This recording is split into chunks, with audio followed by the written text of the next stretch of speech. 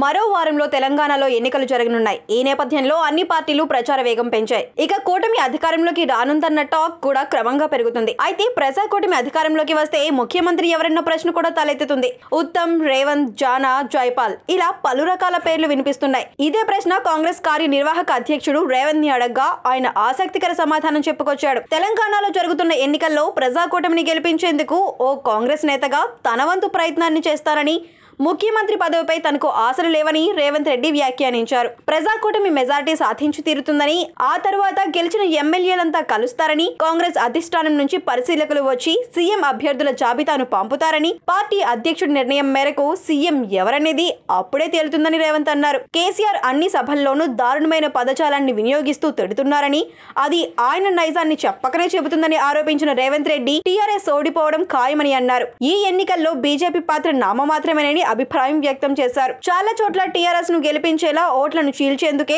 ఆ పార్టీ పోటీ పడుతుందని, 4 పార్టీల కూటమి అధికారంలోకి వచ్చి రాష్ట్రంలో సంక్షేమం, అభివృద్ధిని పరుగులు పెట్టించడం ఖాయమని తెలిపారు. మొన్న జరిగిన ప్రెస్ మీట్ లో పంచులు వేయడమే కాదు, పాలించడం వచ్చు. మంత్రిగా పనిచేయకపోయినా రూలింగ్ తెలుసని చెప్పిన రేవంత్ తాజాగా ఇలా వ్యాఖ్యానించడం పలువురిని ఆశ్చర్యపరుస్తుంది. ఇదిలా ఉండగా నేడు కొడంగల్లో రేవంత్ సభ భారీ స్థాయిలో జరగనుంది. ఇక జైపాల్, జానా తాము రేసులో లేరన్నట్టుగా వ్యాఖ్యానించగా, ఇప్పుడు రేవంత్ కూడా రేసు గురించి మాట్లాడుకున్నా ఆశలు లేవని చెప్పడంతో మరి సీఎం క్యాండిడేట్ ఎవరన్న ఉత్కంఠ ఆంధ్రలో నెలకొని ఉంది. ఇదిలా ఉండగా నేడు కొడంగల్లో రేవంత్ సభ భారీ స్థాయిలో జరిగింది. మరిన్ని అప్డేట్స్ కోసం మా కాయ్ టీవీని సబ్స్క్రైబ్ చేసుకోండి.